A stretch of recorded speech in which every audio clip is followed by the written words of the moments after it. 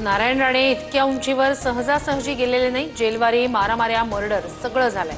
नारायण राणेंच्या राजकीय आलेखावर बोलताना मंत्री भरत गोगावले यांचं धक्कादायक वक्तव्य।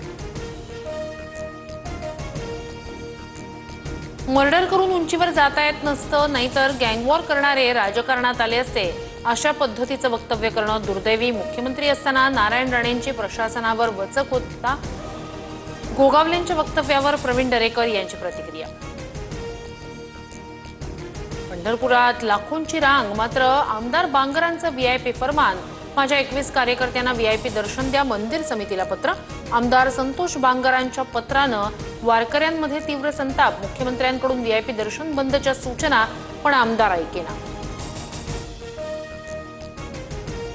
पहिलीपासून हिंदी सक्ती करण्याला उपमुख्यमंत्री अजित पवार यांचा विरोध।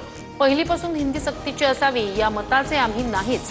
तिसऱ्या भाषेचा 5वी पासून विचार करावा। उपमुख्यमंत्री अजित पवार यांची प्रतिक्रिया। मराठीचा मुद्दा युतीसाठी नांदी ठरू शकतो। पालिका निवडणुकीत ठाकरे बंधू एकत्र येतील का यावर चर्चा सुरू। खासदार संजय राऊत यांचं मोठं वक्तव्य। मराठीची सक्ती आहेच, हिंदी विरोधाच्या नावानं उद्या उर्दू सक्तीची मागणी करतील। ठाकरे बंधूंच्या मोर्चावर नितेश राणेंची पोस्ट। हिंदी भाषा लादण्याचा GR कुणी काढला? मिंधेंनाच फडणवीसांना अडचणीत आणायचंय का? दुसरे कोणत्या मंत्र्यांना फडणवीसांची जागा हवी आहे? आदित्य ठाकरेंचे सवाल। बाळा नांदगावकर आणि अनिल परबांची भेट। मोर्चाच्या नियोजनासंदर्भात अनिल परब आणि नांदगावकरांमध्ये तासभर चर्चा।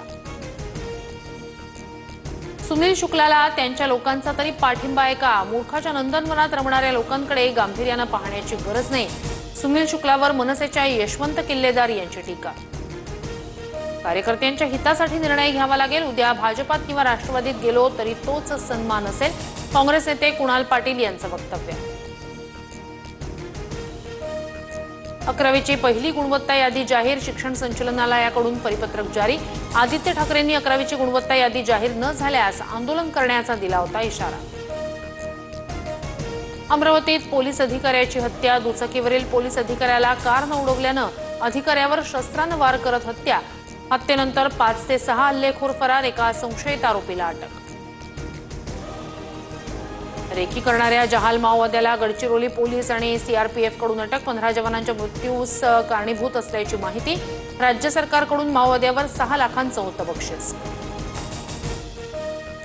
मध्य आणि हार्बर रेल्वेवर उद्या मेगा ब्लॉक। मध्य रेल्वेवर ठाणे आणि कल्याण, तर हार्बरवर पनवेल ते वाशी दरम्यान ब्लॉक। हवामान खात्याकडून कोकण गोव्यासह घाटमाथ्याला पुढील 3 दिवस ऑरेंज अलर्ट। पुण्यातील घाटमाथ्यावर पुढील 3 दिवस मुसळधार पावसाचा इशारा। पंतप्रधान मोदींचा अंतराळवीर शुभांशु शुक्लांसोबत संवाद। भारत स्वतःचं स्पेस स्टेशन बनवणार, पंतप्रधान मोदींची घोषणा। इंग्लंड विरुद्ध पहिल्या T20 सामन्यात भारतीय महिला संघाचा 97 धावांनी विजय।